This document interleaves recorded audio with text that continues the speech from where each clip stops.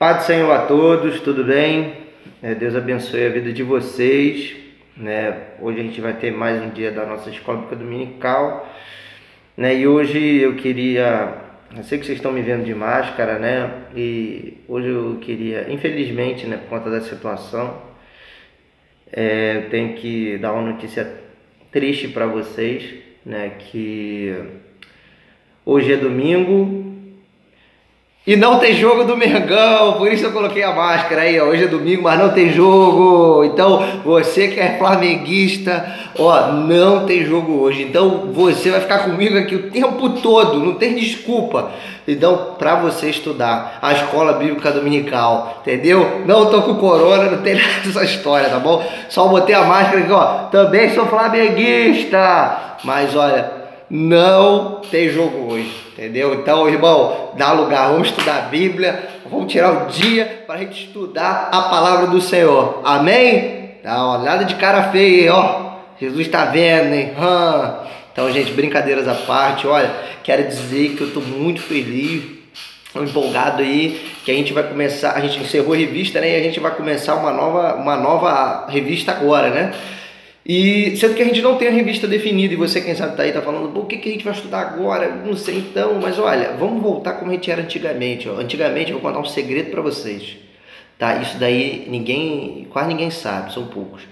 Quando começou a igreja, quando começou a nossa igreja, ela começou lá em casa, lá no quintal da pastora Antônia Maria. E lá naquela garagem, era ali onde a gente fazia os cultos, Era ali, até hoje onde tem, o culto das intercessoras, E ali era feito os cultos, E também a escola bíblica dominical. E a gente lá a gente não tinha muita condição também, E a gente não tinha revista, não tinha nada dessas coisas. E a gente estudava tudo no caderninho. Era engraçado, minha mãe tinha 2 caderninhos, tinha um caderninho para mim, pequenininho de mola, com um desenhozinho, e o dela era um caderninho de mola também com um ursinho na frente. E ali a gente anotava tudo que era aula. A pastora vinha, na época ela era missionária, e ela trazia uma apostila, ou tirava da Bíblia dela. E ela ia falando o que a gente tinha que anotar. E a gente ia anotando ali, o que era ali do estudo, se era sobre escatologia, se era sobre teologia do obreiro, sobre o estudo história bíblica, sobre os patriarcas, e ali a gente tinha que escrever um pouquinho da aula, e tinha o questionário. Aí ela passava ali um monte de perguntas, pra gente, a gente tinha que anotar só as perguntas, e na semana seguinte a gente tinha que ir lá mostrar as respostas feitas, E tudo isso era na mão, tudo manuscrito, todo mundo tinha que escrever, E era muito bacana, cara, essa época. Quem viveu, quem pegou um pouquinho aí dessa época, vai bater essa saudade aí, Não sei se a pastora vai lembrar, mas se a pastora estiver lembrando aí, vai bater aí aquela nostalgia, aquela saudade. E época aí, gente, muito boa. Então, gente, olha, para estudar a palavra de Deus com prazer, com qualidade, irmão, só depende da gente. Depende da nossa vontade, da nossa disposição de querer, de fato, aprender de Deus. Porque, irmãos, eu sei que é muito difícil. Às vezes a gente ter essa disposição para estudar a palavra de Deus. Mas entenda uma coisa. A tudo que nós fazemos aqui nessa terra, existe sempre um impacto, no mundo espiritual, seja no seu trabalho, quanto também nos seus afazeres do dia a dia. E quando nós procuramos nos dispor para aprender a palavra de Deus, existe uma batalha, tanto do nosso corpo quanto das hostes malignas, para nos impedir de nos aprofundar em conhecer a palavra de Deus, ou de conhecermos, mas de uma maneira errada, de distorcer o real significado da palavra, porque o diabo ele não quer que eu e você a gente vá para o céu, a realidade é essa, quer que a gente vá para o inferno com ele, e somente a palavra de Deus ela é luz para o nosso caminho.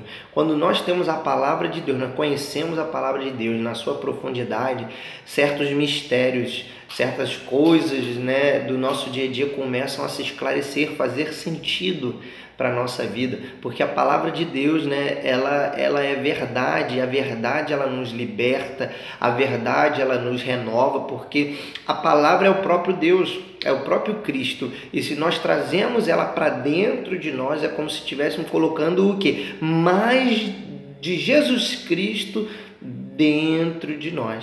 Por isso, irmão, lá Osés ele fala que o povo perecia o quê? Por falta de conhecimento da palavra de Deus.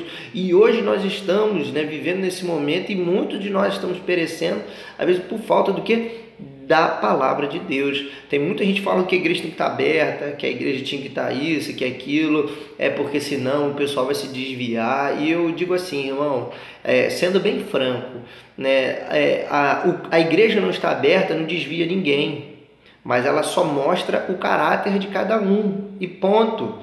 É normal que a gente venha sentir, né, uma saudade, a gente venha sentir, quem sabe até vamos dizer assim, uma fraqueza, né, por conta de não estar na comunhão com os santos, mas não nos impede, irmão, de nós estarmos buscando em casa, porque adorar o Senhor em casa diariamente tem que ser uma prática minha e tua. Daniel, ele é um exemplo. Aí olha como é que a Bíblia é. Daniel mostra, né, ali tanto que ele orava 3 vezes ao dia.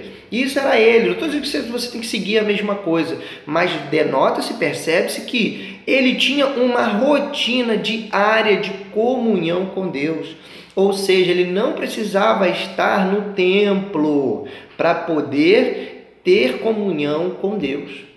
E assim é nós, a gente não precisa estar na igreja física para ter comunhão com Deus, mas basta apenas você no seu quarto, você onde quer que estiver, né, você chamar o nome do Senhor, você dedicar esse tempo ao Senhor, que eu tenho certeza, meu irmão, minha irmã, que vai dar certo, Ele vai te renovar, Ele vai falar contigo, então só depende de você. Amém? Então, e nada mais justo, hoje nós vamos falar justamente sobre isso, que o nosso tema, anota aí no seu caderninho, vamos fazer igual a pastora fazia, né? Aí, hoje nós vamos falar sobre eclesiologia. Eclesiologia, o que palavra é essa, Jonathan? Na verdade é o estudo da doutrina da igreja, tá bom? Ou seja, o estudo sobre a igreja, sobre o que é a igreja, quais são suas naturezas, o que é ser igreja. Então hoje nós vamos falar sobre eclesiologia. Então anota aí no seu caderninho. Se você não tem, isso é um vídeo, você pode ver depois. Então compra um caderninho, separa ele e vê o vídeo de novo e vai anotando aí, tá bom? Olha, eu sei que a gente está sem revista nesse trimestre, mas olha, não deixe de estudar. Esse estudo vai ser bênção para as nossas vidas. Amém? Então, hoje eu estudo sobre igreja, sobre quem nós somos, a igreja do Senhor. Então, não deixa essa história aí de coronavírus aí ficar perturbando você, tirando sua paz, né? Tem gente aí que acaba ficando com a saúde comprometida por ansiedade, por medo, por tantas coisas, e muita coisa aparece, né? Síndrome do pânico, crise de ansiedade, né? Não sei mais o que, não sou médico, mas enfim, tantas coisas aí vêm aparecer. Mas o que você faz? Deleita-te na palavra, descansa no Senhor, meu irmão. O que vai dizer a palavra do Senhor? O Senhor, meu pastor, nada me faltará. Deitar-me faz em verdes pastos e guia-me o quê? Mansamente às águas tranquilas. Refrigera a minha alma. Guia-me pelas veredas da justiça por amor do teu nome. E ainda que eu andasse pelo vale da sombra da morte, eu não temerei ou temeria mal algum, porque tu estás comigo, a tua vara e o teu cajado me consolam. Preparas uma mesa perante mim na presença dos meus inimigos. Unges a minha cabeça com óleo e o meu cálice transborda. Certamente que a bondade e a misericórdia me alcançarão todos os dias da minha vida e habitarei na casa do Senhor por longos dias ou para sempre. Então, irmão, olha a palavra de Deus de consolo para a tua vida. Então, descansa no Senhor, Você pode estar preocupado aí de pegar coronavírus, irmão. Se você pegar, tenha no seu coração, como diz a palavra, ainda que eu ande pelo vale da sombra da morte, eu não temerei mal algum. Então, a palavra, ela é para ser lida, internalizada e vivida. Então, confie no Senhor. Ele é a tua força. Amém? Vamos estar orando para a gente começar o nosso estudo? Bem, vamos lá rapidinho. Hoje o estudo eu prometo que vai ser pequenininho, tá? Não vai ser estudo grandão não, vai ser pequenininho para a gente poder otimizar o máximo do nosso dia, amém? Feche seus olhos e oremos, Senhor. Santo Deus, eterno Pai, a Ti, Senhor, Deus, nessa manhã, Deus, quero, Pai, orar, Te agradecer e, Pai, dizer, Pai, que o Senhor é bem-vindo, ó Pai, em cada uma das nossas casas.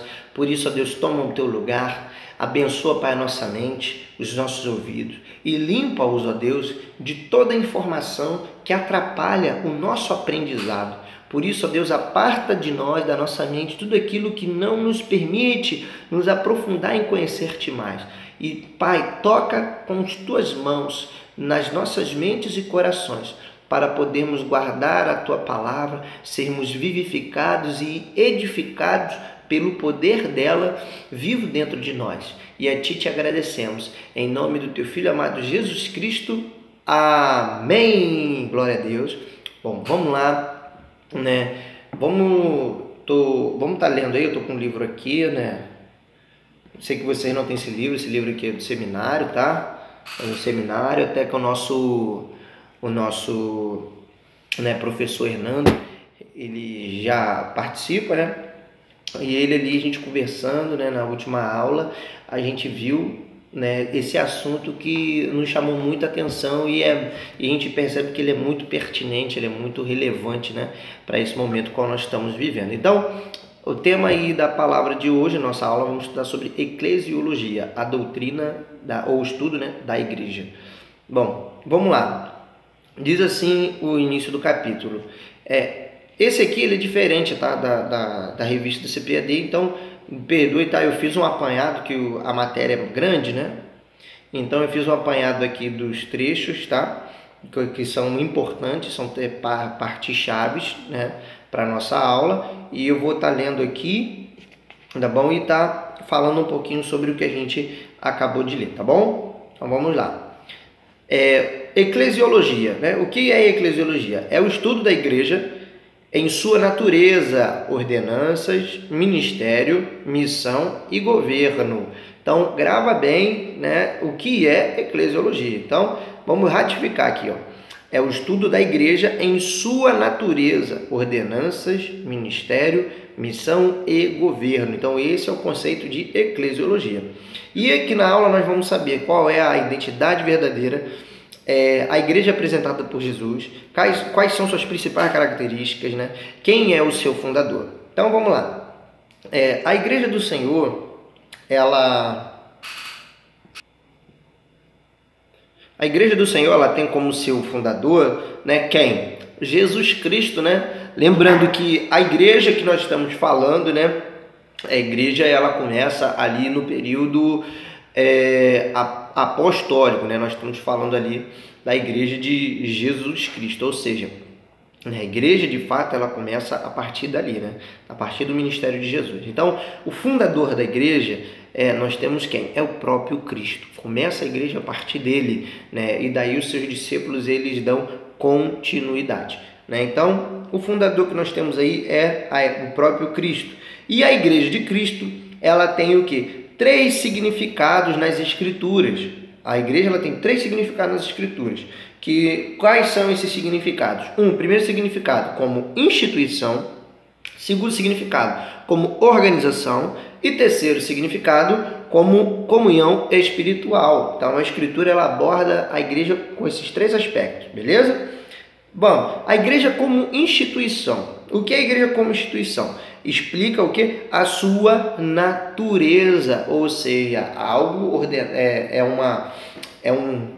um corpo, né, ali instituído por Deus, né, a existência por Deus.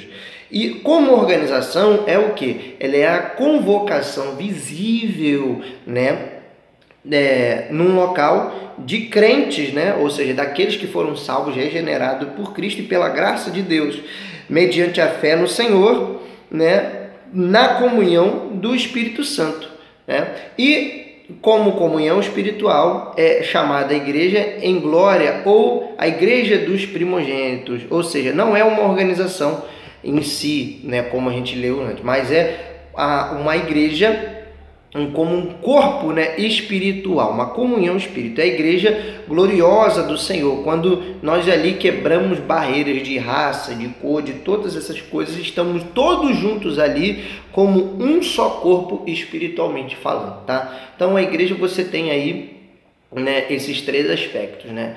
Instituição, né, sobre a natureza da igreja, né, sobre a organização e sobre a comunhão espiritual. Exemplificando um pouquinho diferente daqui do livro, né, como instituição. Hoje você tem a instituição igreja, né, vamos colocar no sentido social. Você tem aí hoje a igreja no lugar, e essa igreja como instituição, ela faz o quê? Ela tem trabalhos a ser desenvolvido para a sociedade, ou seja, para o povo, e ali ela tem a sua participação, que a participação é no alcance, né, no alcance de vidas, libertação, regeneração, né, da reconstrução e valorização do homem, seja espiritualmente e socialmente. Porque, querendo ou não, a igreja como instituição, ela faz um trabalho muito lindo e muito importante para a sociedade, para a humanidade num todo, porque é a única instituição que a gente vê que ela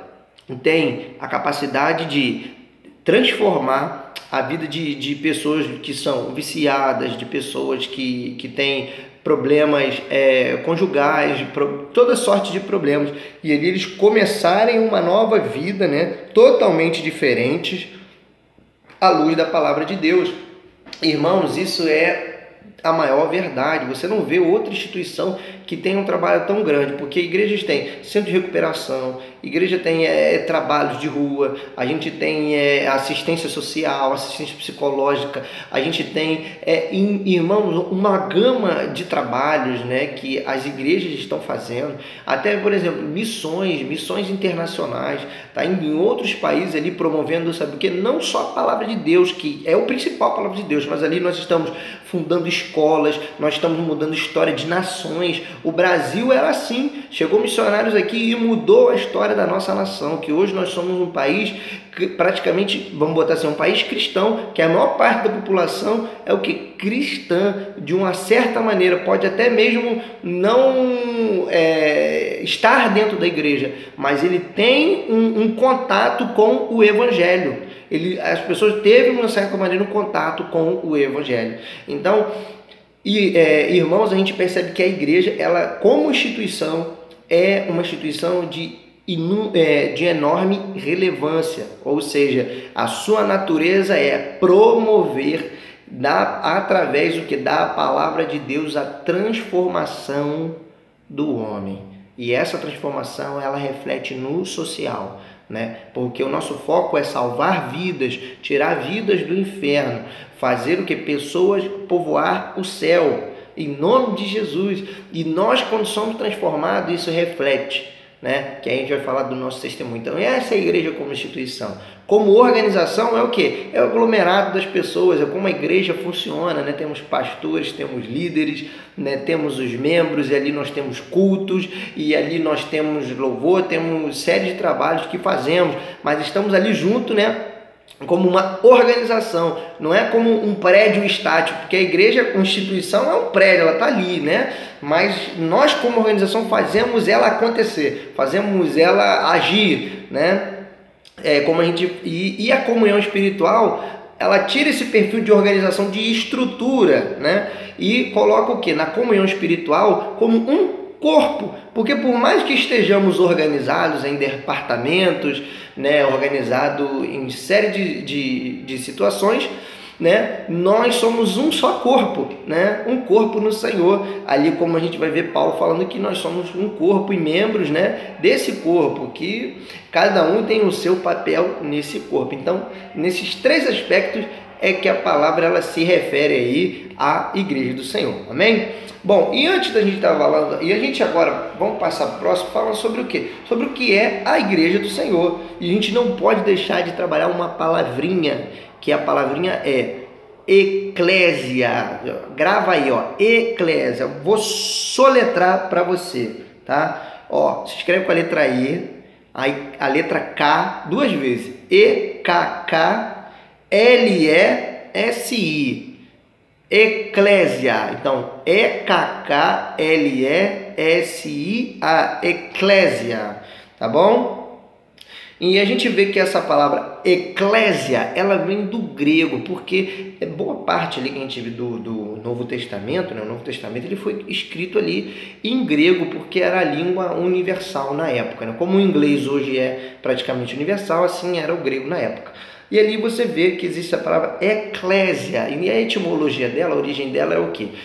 O ek, né, o ek, significa o quê? Fora de, né, fora de algo, né? E a segunda palavra é kaleo, que significa chamado ou convocado. Então, eclésia ou eclesia, né, é a palavra que tem como nós falamos, né, significado chamado para fora, convocado para fora. Essa palavra, né, a gente encontra em inúmeras passagens, né, da palavra de Deus, como a gente vai encontrar em Mateus 16, 18, Mateus 18, 17, Atos 2, 47, Atos 9, 31, Atos 13, 1, Atos 14, 23, Atos 15, 22, Atos 16, 5 e tem um monte de referência ainda, tá bom? Mas vamos lá em Mateus 16, 18 e nós vamos ler o que diz lá em Mateus 16, 18. Olha, Mateus 16, 18 diz assim, ó: também eu te digo que tu és Pedro, e sobre esta pedra edificarei a minha igreja. E as portas do inferno não prevalecerão contra ela. Então a palavra aqui, minha igreja, significa eclésia. Então está escrito aí, eclesia, tá bom?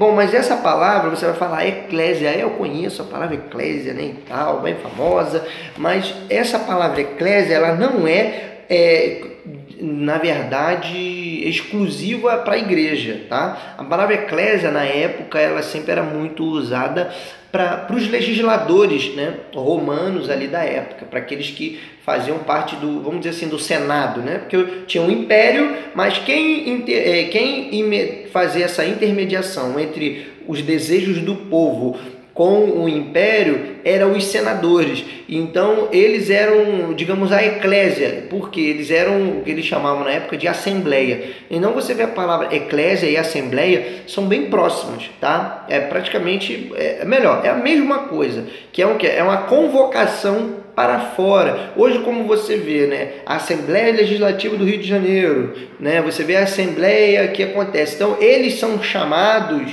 né, convocados para uma reunião fora, né? Porque você tem que imaginar que eles, né, como representantes, né, vamos dizer assim, do povo, eles ali são chamados para fora do povo, né, fora das suas casas ali, e vão para uma reunião fora dele. Então são chamados para fora, né? E assim era como acontecia. Então os soldados romanos, né, os senadores ali, eles eram chamados para fora, não vinha a eclésia, né? Mas não só os senadores romanos, tinha também, na época, isso vem do grego, né? Então a cultura romana é muito parecida com a cultura grega. Então isso já existia desde do Império Grego Macedônio. Então essa palavra vem desse jeito. Porém, a gente vê que a palavra de Deus, ela coloca assim, como a gente leu aqui em Mateus, né, 16, 18, que Jesus Cristo ele se refere assim, ó, a minha igreja, ou seja, a minha eclésia, aos meus chamados para fora. Não, ele tira essa conotação de que seria senadores ou aqueles da sociedade, mas ele coloca, né, como se ele tivesse um próprio reino, né? Um próprio reino, uma própria estrutura, um próprio governo, e ele chama os meus senadores, ou seja, a minha eclésia, a minha igreja, aqueles que são chamados por mim para fora, né? Então é esse sentido que nós percebemos aí na palavra. Então a eclésia é a eclésia do Senhor que nós estamos falando, né? Bom, e agora nós vamos anotar, anota aí que eu vou falar um pouquinho sobre, né, como nós vemos um pouquinho sobre algumas características, né, da igreja do Senhor. Vamos lá. A igreja ela tem as características, que ela é o corpo universal de Cristo, ela também é local, a igreja local, ela também é igreja doméstica, ela tem a igreja coletiva e tem a igreja que age em conjunto. Então vamos lá, um pouquinho sobre cada um, né? A igreja universal de Cristo é o quê? É aquela igreja composta por todos os cristãos autênticos, ou seja, então não importa o lugar que nós estejamos no mundo, nós somos o quê? Um só corpo em Cristo. A ideia era de fato essa, porque quando você vê a igreja católica, o católico, né? Católico, se vem, se a gente for traduzir para português, né, o significado que se tem é de universal, universalidade. Então, quando a gente fala igreja católica, seria ser uma igreja universal. Não é universal do bispo, não, tá? Mas é universal no sentido de que existe uma igreja no mundo todo, no universo inteiro. Então, irmão, não liga não, que eu estou lendo também aqui no computador, tá? Até eu estou com a minha pauta da aula aqui. Então, a gente tem uma igreja só, né, no corpo, no mundo todo, e esse sempre foi o propósito de ser uma igreja só. Hoje a gente tem essas diferenças, né, de igreja, houve a reforma, né, e a qual hoje surgiu inúmeras outras igrejas, né, mas não vamos falar sobre isso agora. Mas a ideia é que não importa hoje qual denominação você seja, se nós estamos aqui, estamos na África, na Europa, no Japão, na Austrália, em qualquer lugar, nós somos uma só igreja, amém? Mas mesmo sendo uma igreja no mundo todo, nós temos a igreja local, ou seja, é ali onde nós vemos o local de reunião, aonde nós nos reunimos, aonde nós desenvolvemos o trabalho do Senhor. Então, essa é a igreja local, o lugar aonde nos reunimos, aonde estamos ali. Ali é a igreja local, tá bom? Onde nós separamos aquele local para adoração ao Senhor. Então, ali é o que nós chamamos de igreja local.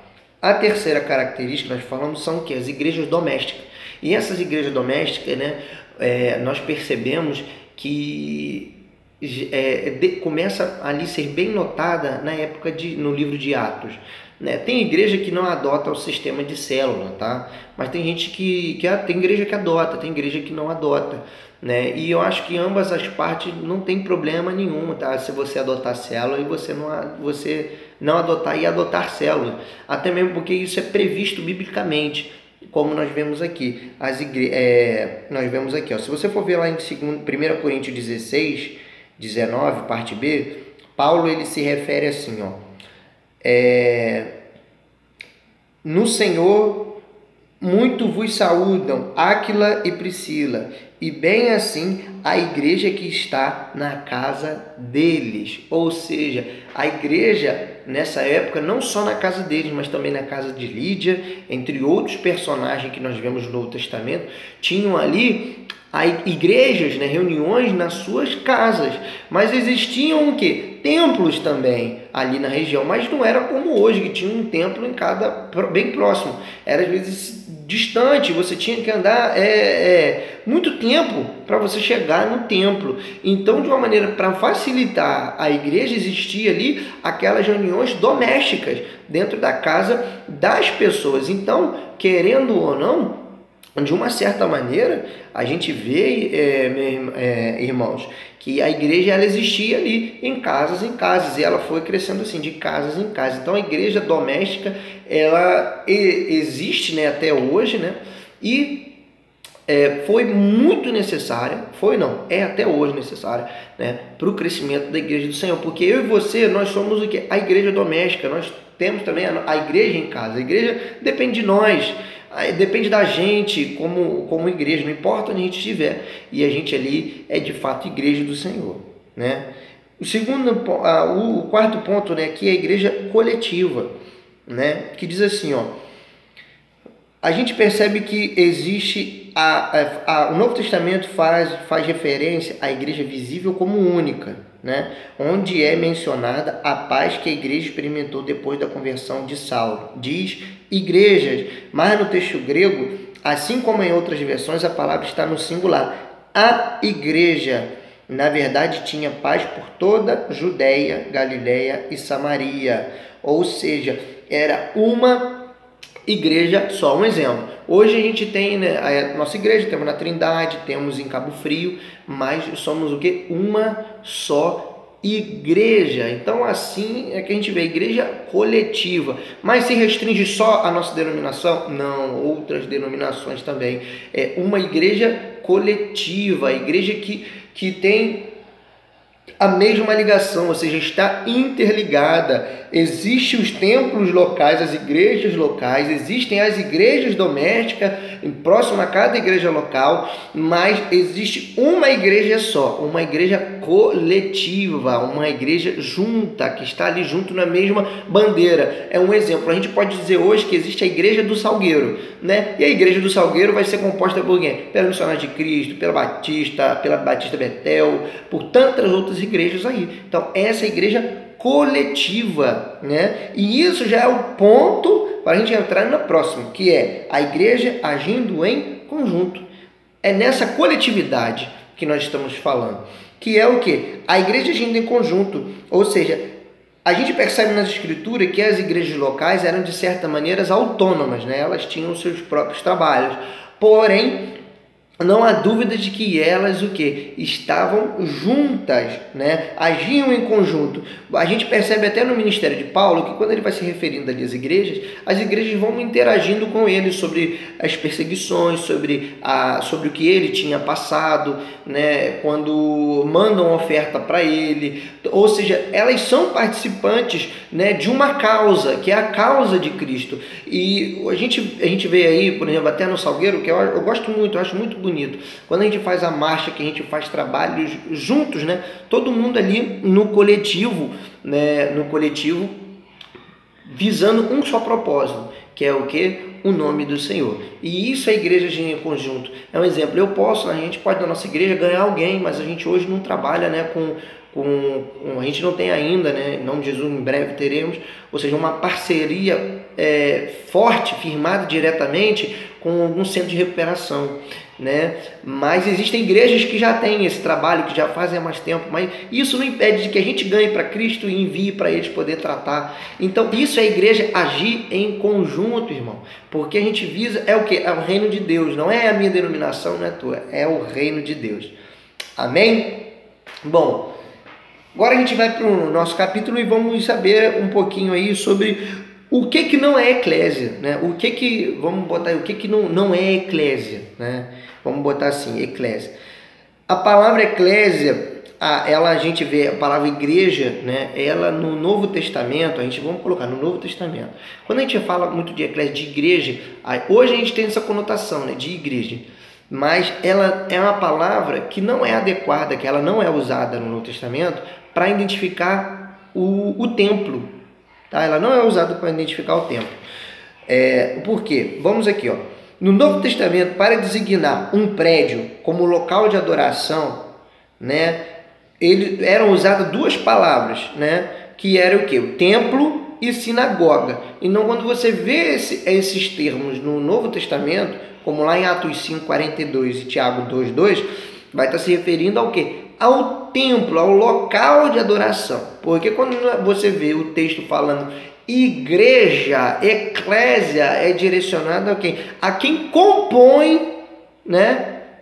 A quem compõe o corpo de Cristo, ou seja, quem está ali dentro do prédio, e não o prédio. O prédio não é a eclésia, mas quem está dentro do prédio é eclésia. E a eclésia também, ela não é usada para o quê? Para uma denominação, ou seja, antes era só uma igreja, aí agora nós somos várias denominações. Então, a gente, hoje, né, por costume, a gente acaba falando, né, igreja A, igreja B, para a gente não citar aí denominação, mas tem a igreja A, a igreja B, a igreja C, a igreja D. Não, tudo na verdade é uma igreja só. Quem está ali dentro é a igreja, mas eles são, seria a denominação A, denominação B, denominação C. Porque todos nós temos um só propósito. O que nos difere, o que vem deferir, são apenas alguns pontos, né, de abordagem acerca da palavra de Deus que nos diferenciam. Porque é igual Martinho Lutero, ele diz: aquilo que necessário que a gente discute, que não é concernente à salvação, que não interfere na salvação, irmão, não existe problema a gente discordar. Mas o que é concernente à salvação, aí sim nós temos que, aí nós discordamos. Nós temos que realmente conversar, porque era o que aconteceu com ele na Igreja Católica, né? Ele lá na igreja ele tinha essa discordância acerca do que era da salvação. Agora, roupa às vezes é um jeito de cultuar uma liturgia, sabe? São coisas que às vezes a gente briga, que o evangelho a gente acaba brigando, que não é concernente à salvação, irmão. Não é.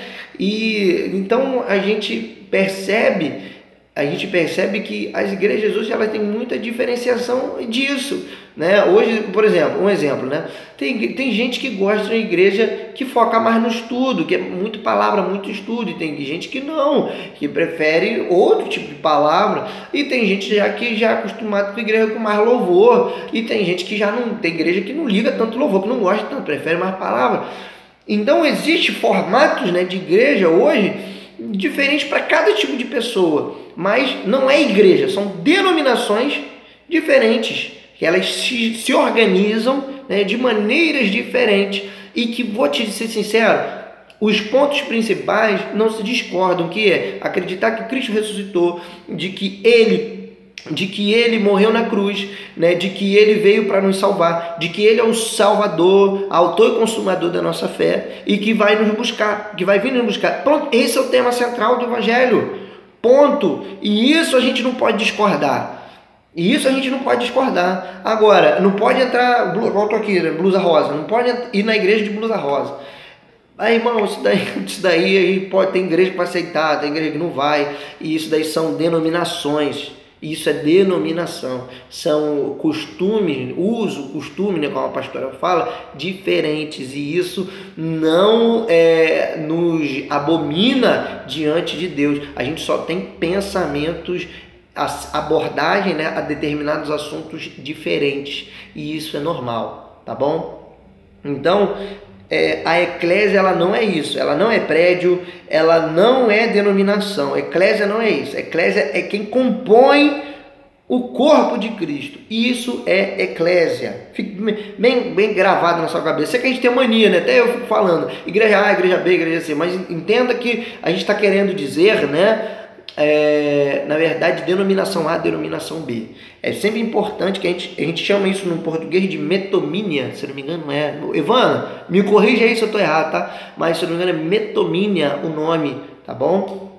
Quando a gente fala uma palavra, por mais que não seja essa palavra ideal, traz a ideia da palavra que a gente quer usar, tá bom? E, gente, o tempo já está estourando, vamos lá, vamos correr. Bom, vamos ver aqui, a unidade do corpo, né? A gente percebe aqui que uma das maiores ênfases da metáfora que Paulo usa do corpo é da unidade dos membros da igreja. Ou seja, a igreja ela é o quê? Um organismo. A igreja é um organismo. Ou seja, todos concordam, né, com a mesma filosofia, ou seja, com o mesmo pensamento. Então, a gente precisa enxergar a igreja não como, ou seja, a eclésia não como uma organização, mas como um corpo. Ela não é algo dividido, independente, mas é um organismo. É igual nós estamos vendo hoje, né? Irmãos, né, nossos que estão passando por situações difíceis e que a gente sente essa dor, né? Pessoas que estão perdendo entes queridos e que a igreja inteira sente. Não é verdade? Então, não tenho como dizer que uma parte é independente da outra, que organização é assim, existem departamentos, você corta um departamento e o outro necessariamente não sente aquela coisa, mas quando é um corpo, um organismo só, machucou isso aqui, o dedinho, o corpo inteiro sente, cabeça, todo o corpo vai sentir essa dor e vai jogar todos os recursos que pode para cá para poder o quê? Sarar essa dor. Então, isso é um organismo. A igreja é um organismo. A igreja é um só corpo. Precisa ter essa unidade. A igreja, nessa unidade do corpo, sabe que a gente tem membros diferentes. Então, precisa ter o quê? Uma linha de submissão, né? Então, a linha de submissão, porque a gente tem a cabeça, né? Tem o coração e cada órgão obedece aos outros, né? E assim também não é diferente no corpo. Não é de que um é mais importante que o outro, mas cada um tem a sua função. E assim nós vemos a submissão no corpo, né? Que assim como a gente vê que Cristo ele é o nosso cabeça e nós como igreja somos o corpo, assim temos que nos organizar. E assim a gente percebe que a igreja ela deve praticar a submissão, né, no corpo de Cristo em 4 aspectos. Que quais são eles? Olha, a submissão a Deus e a Jesus, né, seu Filho, a Deus. Submissão aos líderes da igreja que são nomeados por Deus.